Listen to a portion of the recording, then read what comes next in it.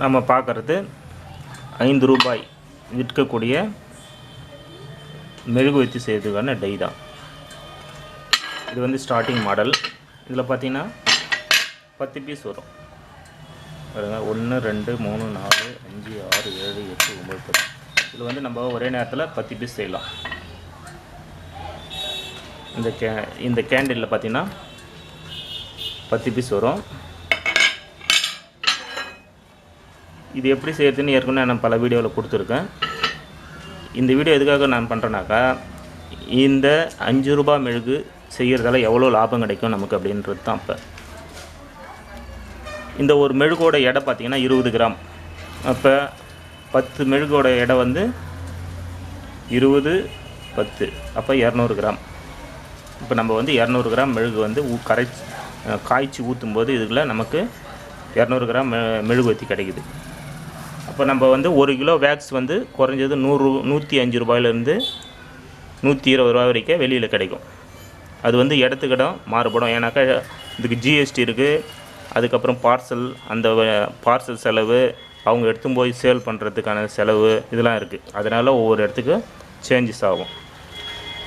இப்போ பார்த்திங்கன்னா இதோட ரேட்டு 1 கிலோ வந்து நம்ம வேக்ஸ் வாங்கினோன்னா 105 ரூபாயில் 120 ரூபாய்க்கு வாங்குவோம். நம்ம பொதுவாக 120 ரூபாய்க்கு வாங்குற மாதிரியே வச்சுக்குவோம். இதில் வந்து நம்ம கேண்டில் ரெடி பண்ணி அது வந்து கடைக்கு கொடுக்கும்போது நம்ம கிலோ கணக்கில் தான் நம்ம தரோம். அதாவது 1 கிலோ 180 இல்லைன்னா 200 ரூபா கொடுக்கலாம்.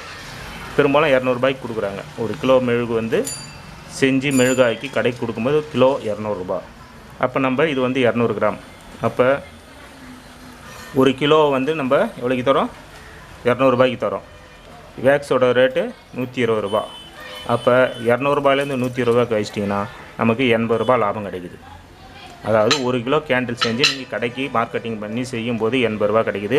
அந்த செலவு இந்த செலவுன்னு 20 ரூபா போட்டு கழிச்சிட்டிங்கன்னா கூட 1 கிலோவுக்கு 50 ரூபா லாபம். ஒரு நாளைக்கு நீங்கள் குறைஞ்சது 50 கிலோலேருந்து 60 கிலோ வரைக்கும் நீங்கள் பண்ணலாம். ஈஸியான வேலை.